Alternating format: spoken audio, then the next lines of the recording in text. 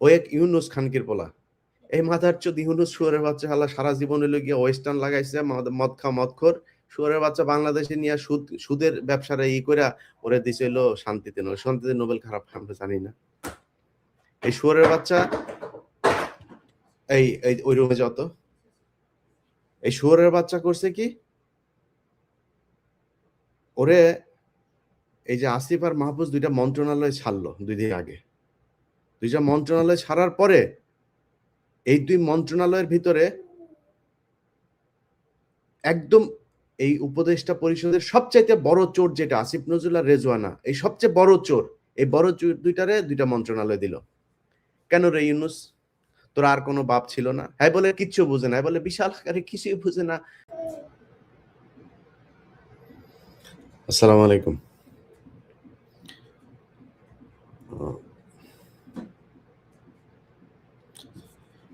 আপনারা জানেন ইনকিলাব মঞ্চের মুখপাত্র শহীদ ওসমান হাদি আমাদের মাঝে নেই। এটা আসলে আজকের খবর না। যখন প্রথম এই ঘটনাটা ঘটেছিল, এটা ঢাকা মেডিকেলে যখন অপারেশনটা হয়, সেখানে এক অপারেশনে থাকা এক ডাক্তারের সাথে কথা হয়েছিল। তিনি যেটা বলেছিলেন যে এটা আসলে মানে বাঁচার সম্ভাবনা একেবারে নেই বললেই চলে। তারপরেও মূলত তারা ইউনাইটেড হসপিটাল, এই এভারকেয়ার হসপিটালে যেটা নিয়ে গিয়েছিল একটা বেটার লাইফ সাপোর্ট দেওয়ার জন্য, এর বাইরে কোনো কিছু না। তো দেখেন, এই ঘটনাটা কিন্তু আমি যেহেতু জানি বা অনেকেই জানে, তার মানে সরকারের কাছে ছিল। সে যে মারা যাবে এটা সরকার বুঝতে পারছিল। তারপরেও তার যে খুনি, সেই খুনিকে বাঁচানোর জন্য সরকারের গোয়েন্দা সংস্থা, বিশেষ করে ডিজিএফআই এর কয়েকজন কর্মকর্তা, তারপরে ওর নাম কি, সেলিম আজাদ, ডিএমআই, এরা বৈঠক করে, এই খুনের আগে তারা বৈঠক করে খুনিকে মানসিকভাবে শক্তি দেওয়ার জন্য, তার বের হয়ে যাওয়ার জন্য, তাকে নিরাপদে ভারতে পাঠানোর জন্য কি, কি করতে হবে আমরা এখনো নিশ্চিত না। এই ডিজিএফআই এর দেয়া কথাবার্তা আমরা বিশ্বাস করি না। তারা বলছে যে সে পালিয়ে গিয়েছে। সে আদৌ পালিয়ে গিয়েছে কিনা এখনো পর্যন্ত আমরা জানি না। হইতে পারে ফয়সাল মাসুদ সে দেশেই আছে এবং ডিজিএফআই তাদেরকে বাঁচানোর জন্যই তাদের নিয়ন্ত্রিত বিভিন্ন লোকজনকে দিয়ে তারা এটা বারবার বলানোর চেষ্টা করছে যে এই মুহূর্তে তিনি পাস হয়েছেন, এই মুহূর্তে তিনি চলে গেছেন, এই মুহূর্তে তিনি কোথায় কি করছেন সবকিছু জানেন। শুধু এইটা জানেন না যে তিনি যে পালিয়ে যাচ্ছেন। তা আপনারা এত কিছু যেহেতু আপনারা সোশ্যাল মিডিয়াতে দিচ্ছেন, ধরেন আমি একজনের নাম বলি, যেমন আ জুলকারনাইন সায়ের। উনি উনার ফেসবুকে করেছেন। এটা তো আর উনার তথ্য না। উনাকে নিশ্চয়ই গোয়েন্দা সংস্থায় দিয়েছে উনাকে। এবং উনাকে যে তথ্যটা দেওয়া হয়েছে সেটা গোয়েন্দা সংস্থা জেনেই দিয়েছেন। তাহলে গোয়েন্দা সংস্থা আগে কেন উনাকে দেন নাই যে এই জায়গা দিয়ে পালিয়ে যাচ্ছেন বা এইভাবে খুন হবেন, এখানে এই হচ্ছে, এগুলো দিতে পারেন নাই। উনারা যাওয়ার পরে তারপরে উনার সোশ্যাল মিডিয়াতে উনি কার সাথে যোগাযোগ করছেন, WhatsApp এ কাকে ছবি পাঠিয়েছেন সেই তথ্য তিনারা বিভিন্ন জনকে দিচ্ছেন। সেটা জুলকারনাইন সায়ের সহ আরো নিশ্চয়ই অন্যান্য অনেক সাংবাদিকদেরকে তারা দিয়েছেন। কিন্তু তার আগে তারা দেয় নাই।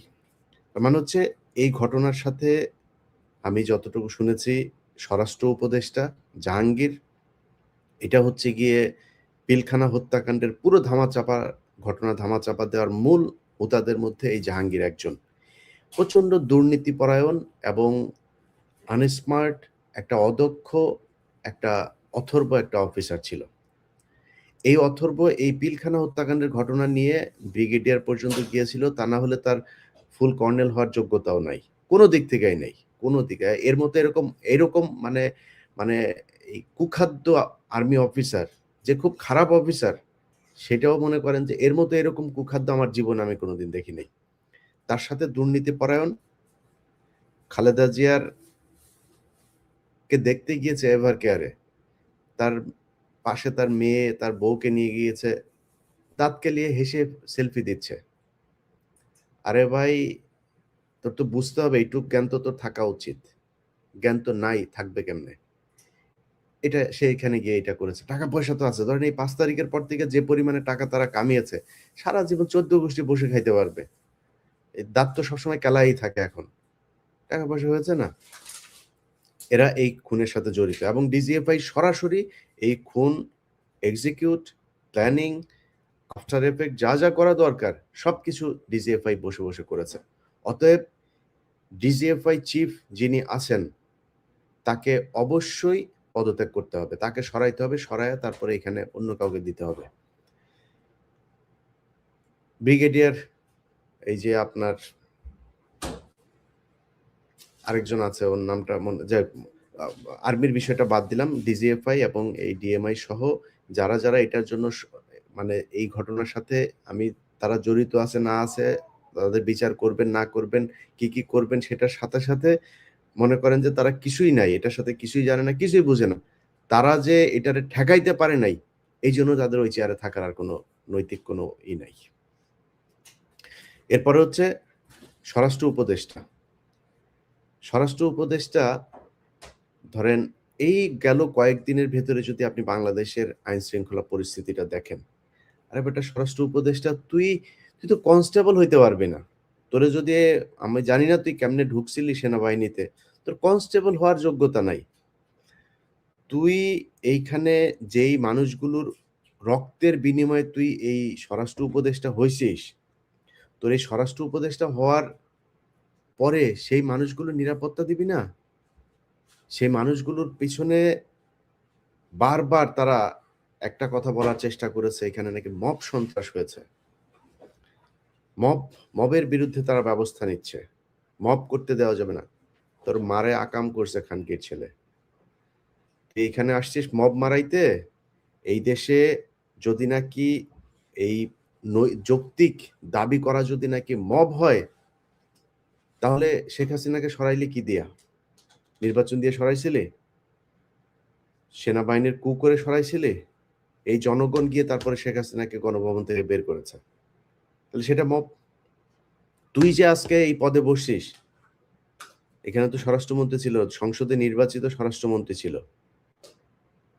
তো সংসদে নির্বাচিত এমপি হয়ে তারপরে সে মন্ত্রী হইল। তুই কোন জায়গায় এমপি হয়েছিলি? আসিফ নজরুল এ প্রথম আলোর সুশীল গিরি সেজে তারপরে প্রথম আলোর হয়ে কাজ করে। প্রথম আলোর যা বয়ান সে তাহাই বাংলাদেশে বাস্তবায়ন করতে চায়।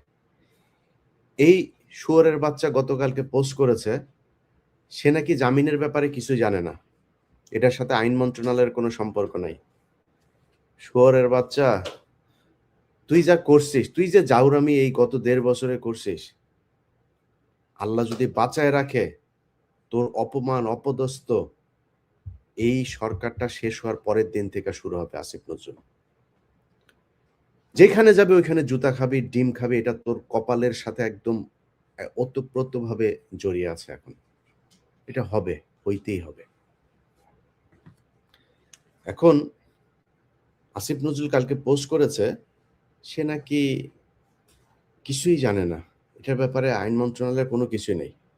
আচ্ছা, এটা আপনার যখন কিনা ৫ আগস্ট হয়, ৫ আগস্টের পরে আপনাকে নামটা বলছি বিচারপতির,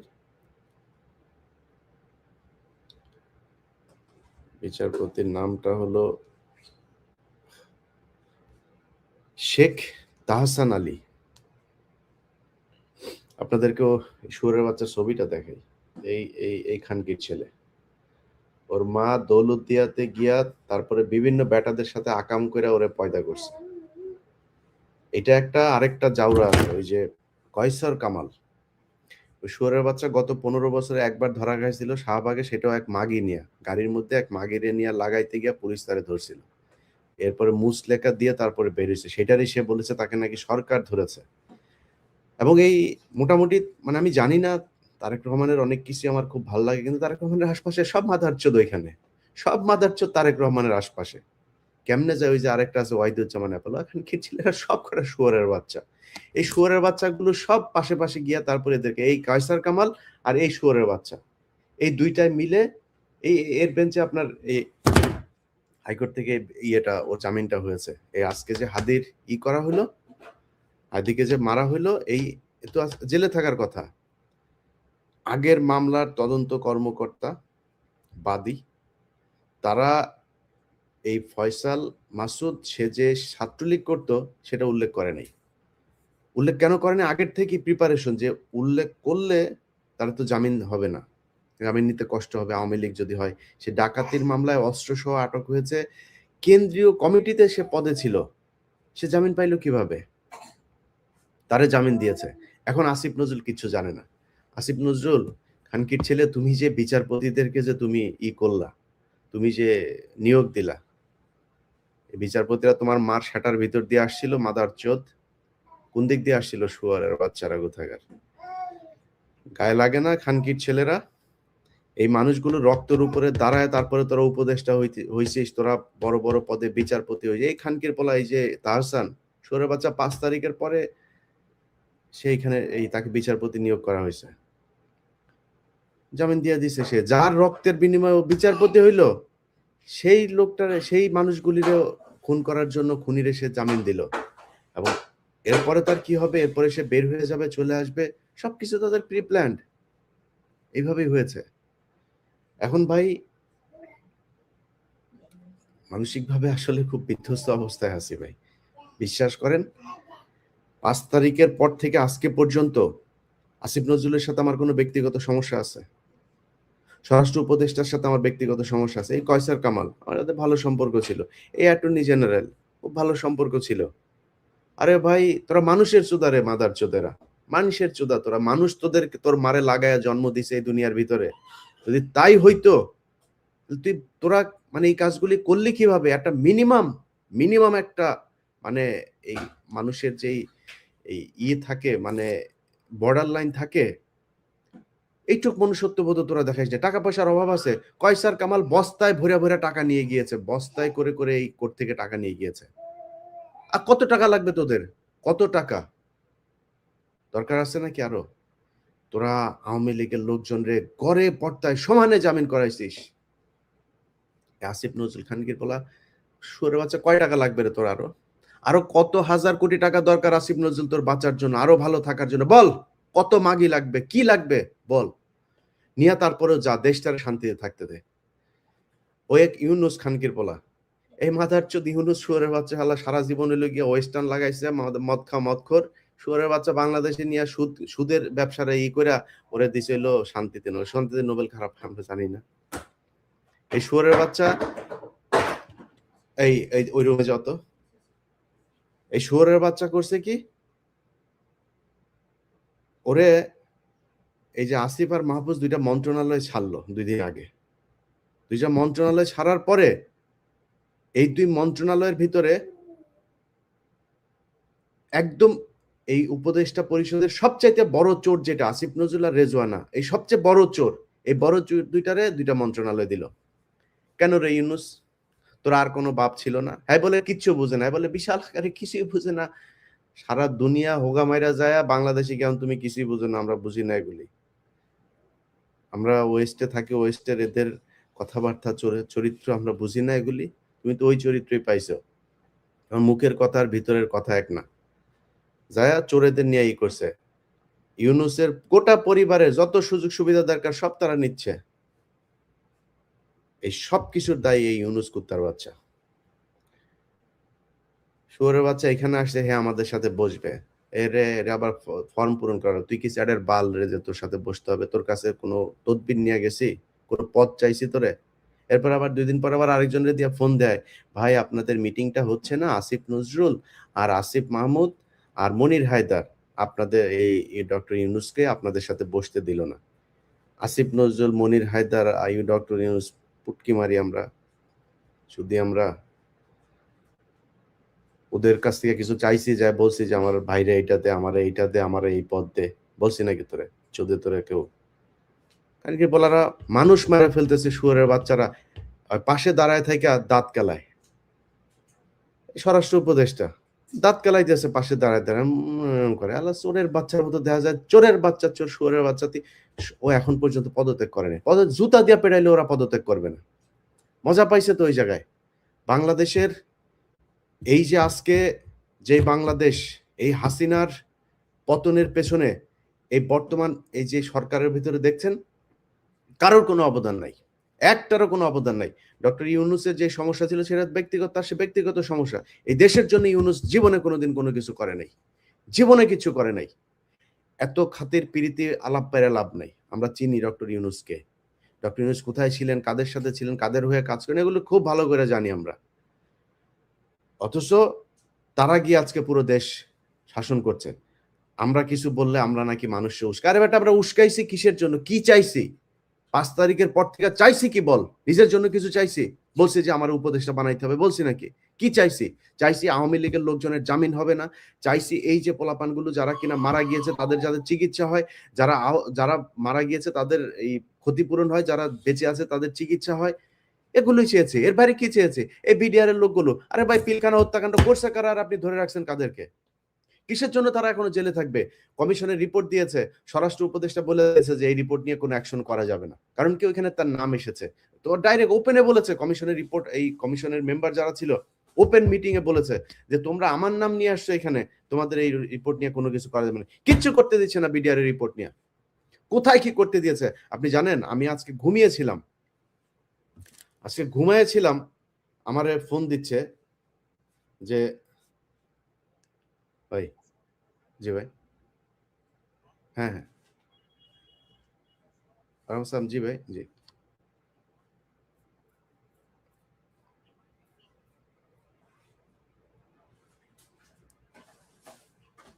যা দরকার ভাই, যা লাগে করা হবে, যেটা দরকার হয় সেটা করা হবে, যা লাগে, যা দরকার হয় করা হবে ভাই। দেন আমার, জাস্ট নাম্বার দিয়ে দেন, নাম্বার দিয়ে দেন।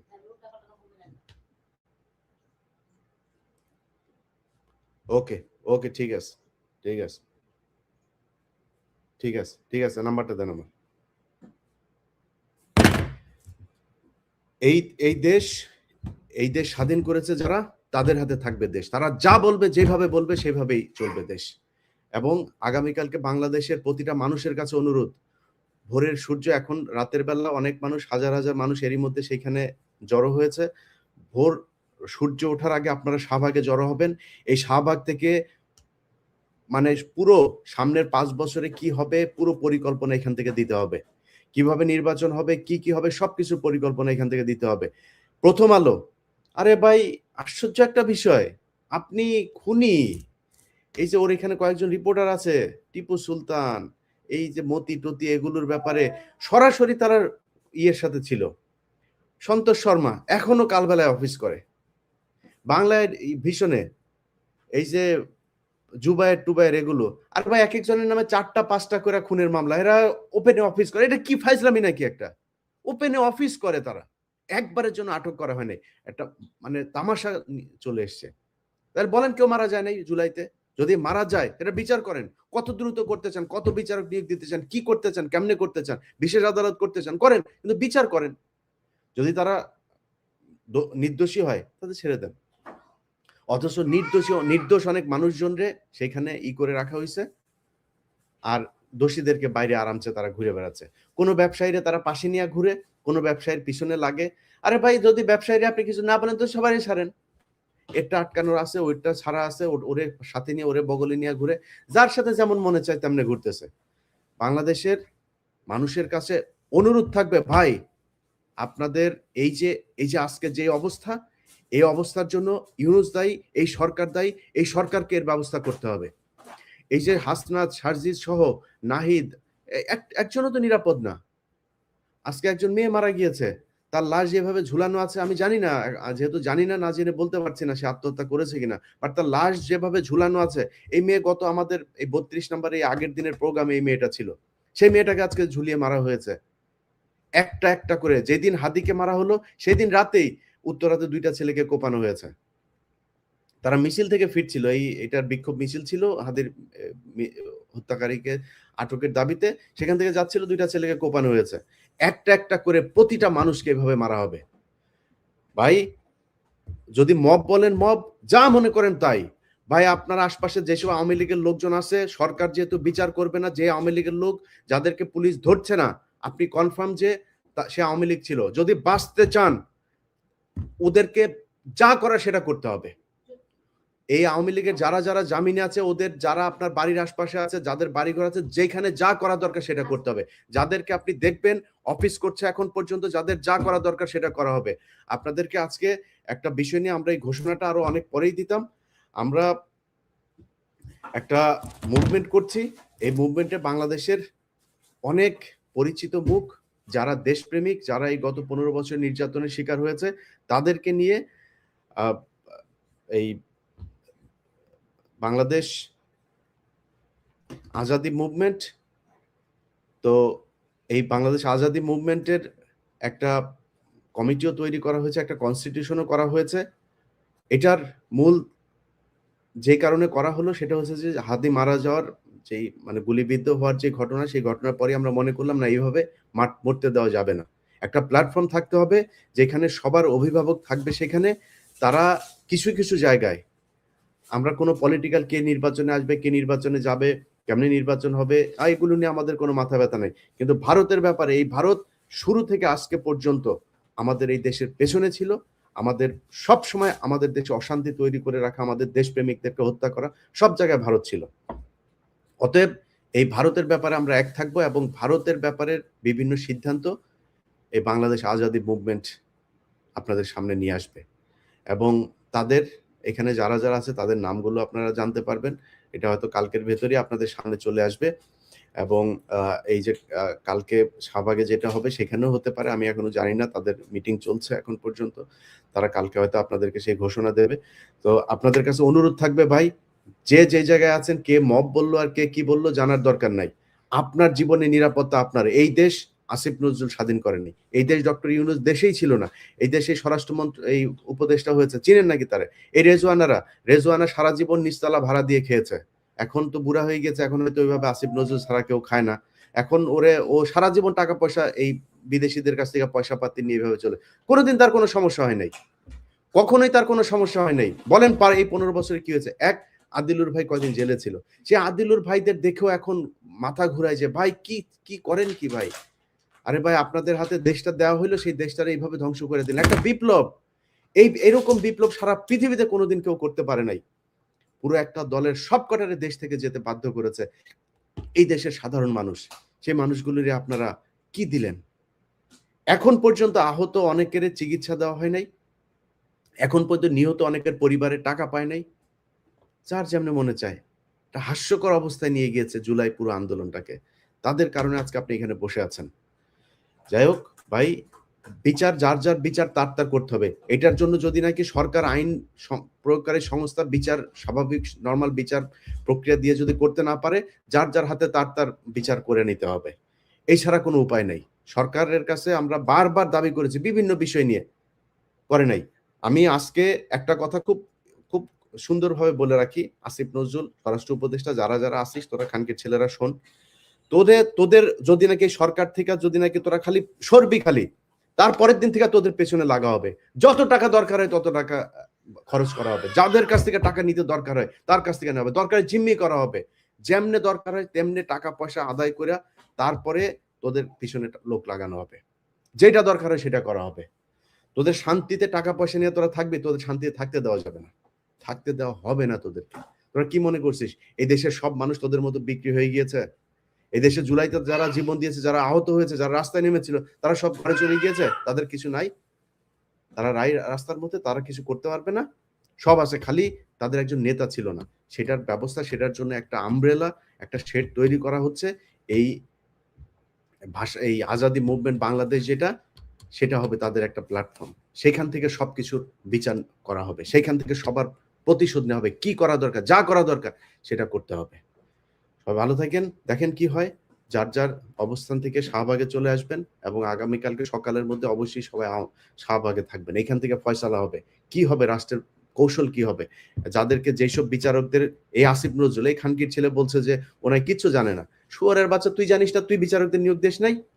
এই শুয়োরের বাচ্চা, এখন পর্যন্ত বিভিন্ন জায়গায় এই জেলা দায়রা জজ টজ এইসব জায়গাতে সেই এই হিন্দুগুলোরে বসায় রাখছে, যে হিন্দুগুলো এই কয়েক বছর কোটি কোটি টাকা করছে, সেগুলোর বসায় রাখছে, সেগুলোর এখন পর্যন্ত ঢাকা থেকে নিয়ে বিভিন্ন জেলায়, অনেকগুলো ঢাকা তো, এই যে আসিফ নজরুলের পিএস মাসুম, শুয়োরের বাচ্চা সারা জীবন আওয়ামী লীগের দালালি করছে, তারা এনে তার পিএস বসায় রাখছে, সব পুরো একদম আইন মন্ত্রণালয় সে চালায়।